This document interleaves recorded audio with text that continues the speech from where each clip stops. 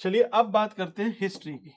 History, तो भाई history में क्या करना है? हिस्ट्री तो इतनी वास्ट है, उत्तराखंड की ऐसी है। कैसे करना है हिस्ट्री की? देखिए सबसे पहले आप एंशिएंट का डाल लेना। एंशिएंट में क्या करना है? तो एंशिएंट में ऑब्वियसली आप इंडस वैली सिविलाइजेशन करना ही है, पूरे फीचर्स इसके, क्योंकि आपके मेंस में भी पूछता है। दूसरा आपको वैदिक वर्सेस लेटर वैदिक का डिफरेंस, इसी में आपको बाकी कॉन्सेप्ट पता चलेंगे कि 4 आश्रम कौन से हैं, 6 दर्शन कौन से हैं। 6 दर्शन उपनिषद वाले क्या है? षड दर्शन, मीमांसा, न्याय, योग, ये वाले दर्शन, ठीक। इसके बाद बुद्धिज्म, जैनिज्म और श्रमण ट्रेडिशन। श्रमण ट्रेडिशन, ये 3 ट्रेडिशन देखनी है जो पैरेलल और साथ में चलती रहेंगी। देन अपना मौर्यन साम्राज्य, इसका एडमिनिस्ट्रेशन देखना है। एडमिन, ये स्ट्रक्चर कि ऊपर कौन था, राजा था, नीचे कौन था, उपारक था, भुक्ति, ये सारी चीजें। और फिर इसके बाद अशोक के पिलर।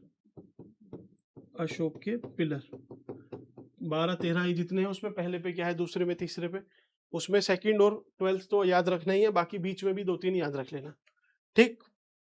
इसके बाद आपका आता है क्या? गुप्ता।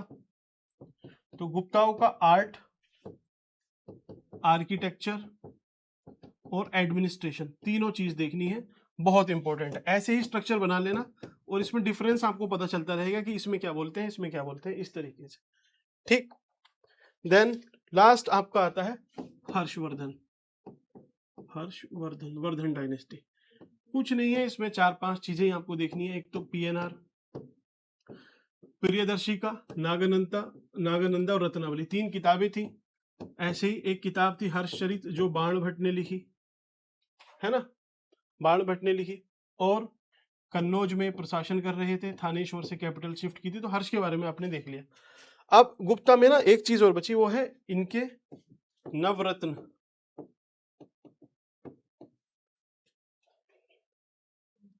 नवरत्न में क्या था? ये जो कालिदास वगैरह थे, कालिदास थे, वराहमिहिर थे, ठीक है, और बहुत सारे थे, उन सबको देख लेना उनकी कौन सी बुक है। जैसे कालिदास की कितनी बुक है, कौन कौन सी है, वो आपको इसके आर्ट, आर्किटेक्चर और लिटरेचर, लिटरेचर में भी मिल जाएगा, साहित्य भी, ठीक है। एंशिएंट में बस इतना करना है, बाकी आप कितना भी पढ़ लो, वो वहां से ऐसा क्वेश्चन पूछेगा आपके हवा ही नहीं लगेगी आपको, ठीक है। आ जाएगा तो आ जाएगा, नहीं आएगा तो कितना भी उसमें पढ़ लेना, नहीं आएगा।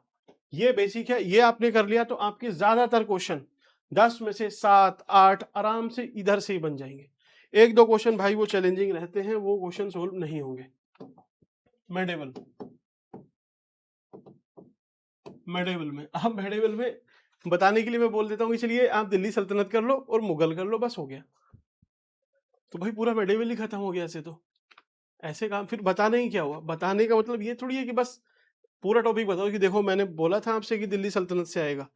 अब पूछा हुआ है उसने, बलबन, बलबन की कोई एक पॉलिसी पूछी हुई है, आपने तो बोल दिया कि दिल्ली सल्तनत है, एक लाइन में बोला। वो इतनी सारी डायनेस्टी है उसमें, गुलाम वंश है, सैयद है, खिलजी है, तुगलक है, लोधी है, दुनिया भर के। तो वो कैसे करना है? तो कुछ नहीं करना, देखिए सिंपली पहले आप दिल्ली सल्तनत की एक सिर्फ क्रोनोलॉजी याद रखो।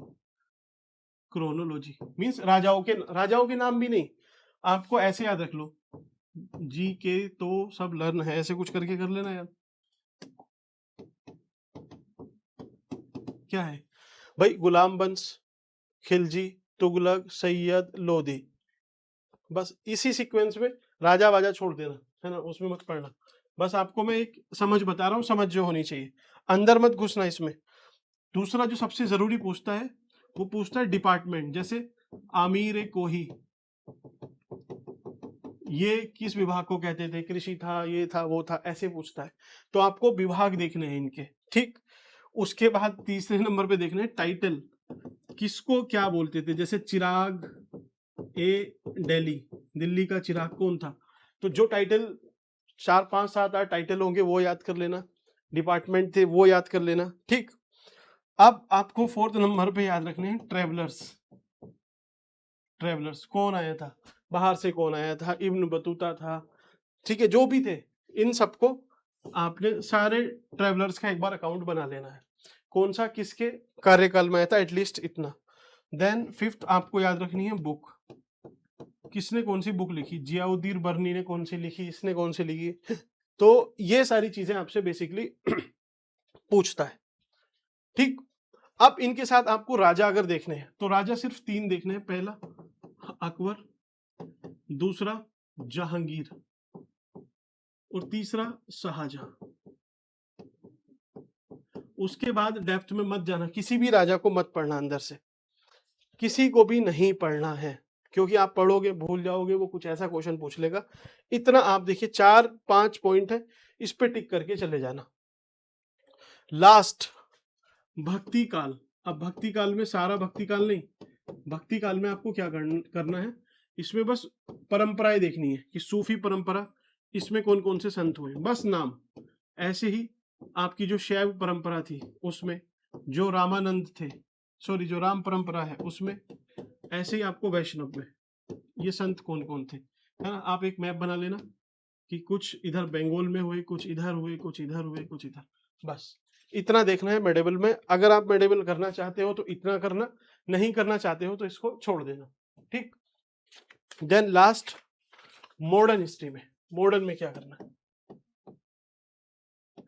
मॉडर्न में, तो मॉडर्न में देखिए सबसे पहले आपको क्या करना है, मैं आपसे बताता हूं, आपको पॉलिटिकल ऑर्गेनाइजेशन देखनी है। सबसे पहले कौन सी ऑर्गेनाइजेशन कब बनी, जमींदारी कब बनी, फिर उसके बाद ईस्ट इंडिया एसोसिएशन, ऐसे करते करते 1885 तक कांग्रेस बन जाएगी, और कांग्रेस के बाद सारी ऑर्गेनाइजेशन ये लगभग पीछे चली जाएंगी, कांग्रेस ही आगे बढ़ाएगी। तो पॉलिटिकल ऑर्गेनाइजेशन देखा पहला। दूसरा आपने देखा सोशल रिफॉर्म, सामाजिक सुधार, आपको सारे देखने, हिंदू में क्या था, मुस्लिम में, इस्लाम में कौन कौन से सुधार हुए, किसने क्या किया, ठीक है भाई। आपको पता है कि आर्य समाज है, ब्रह्म समाज है, ठीक है, जितने भी समाज है, ईश्वर चंद्र विद्यासागर भी हैं, आपके राजा राम मोहन रॉय भी हैं, सर सैयद भी हैं, आर्य समाज उसकी जो फाउंडर है, उन सबको आपने देख लिया, सामाजिक रिफॉर्म के अंडर ये आ जाएगा। देन आपको देखना है एजुकेशन रिफॉर्म। एजुकेशन में क्या किया कि भाई मैकॉले की रिपोर्ट आई, 1854 में वुड डिस्पैच आया, 1885 में हंटर आया, ठीक है। फिर ऐसे करते हुए 1947 तक क्या स्थिति रही, इवोल्यूशन बस। देन फोर्थ नंबर पे देखना है आपको प्रेस, प्रेस का इवोल्यूशन कि जेम्स हिक्की से लेके आगे तक कि भाई वर्निकुलर प्रेस एक्ट कौन लेके आया, किसने स्विच किया, शिशिर कुमार घोष कौन थे। इस तरीके से आपको प्रेस का एक इवोल्यूशन पढ़ना है मींस, ठीक है। फिफ्थ नंबर पे आपको एक्ट, जो एक्ट लेके आए कि भाई 1781 के एक्ट में क्या था, 93 में क्या था, 1813 में क्या था, 33 में क्या था, 53 में क्या था, मोंटेमिर्लो में क्या था, चैम्सफोर्ड में क्या था, ठीक है। उसके आगे आपका, ठीक है, वो सब आप समझ गए मैं जो बोल रहा हूँ आपसे, एक्ट।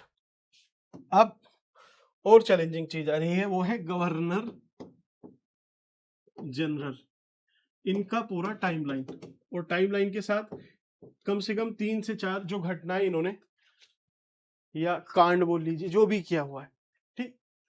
कांड ज्यादा होते हैं, काकोरी कांड, ठीक है। अब तो वैसे कांड नहीं बोल सकते, काकोरी कॉन्स्पिरेसी नहीं बोल सकते, इंसिडेंट बोलते हैं, है ना, चेंज कर दिया नाम। चलिए, गवर्नर जनरल, वॉइस रॉय आपने देखा। अब दो चीज जो मैं आपसे बोलना चाह रहा हूं, 1700 क्या है, 1757 से लेके 1885 तक आपको नॉर्मल करके हिस्ट्री पढ़नी है, जो मेजर मेजर चीज है।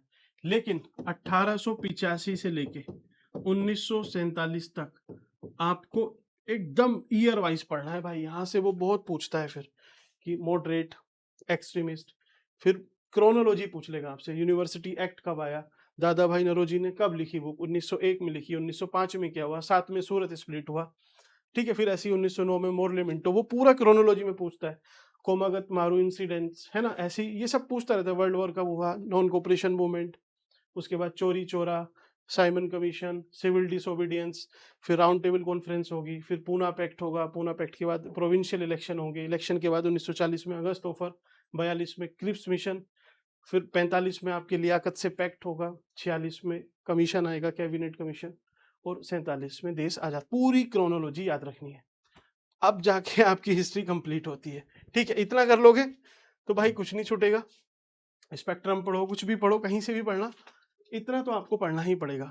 लास्ट बचता है आपका साइंस का। साइंस का भी अभी हिम्मत नहीं है बिल्कुल भी, कल मैं प्रोवाइड कर दूंगा आपको। ठीक है, कल आपको मिल जाएगा साइंस का। साइंस में मैंने फिजिक्स, केमिस्ट्री और बायोलॉजी उसके चैप्टर आपके लिए बताए हुए हैं, कौन कौन से पढ़ने हैं, कहाँ से पूछता है।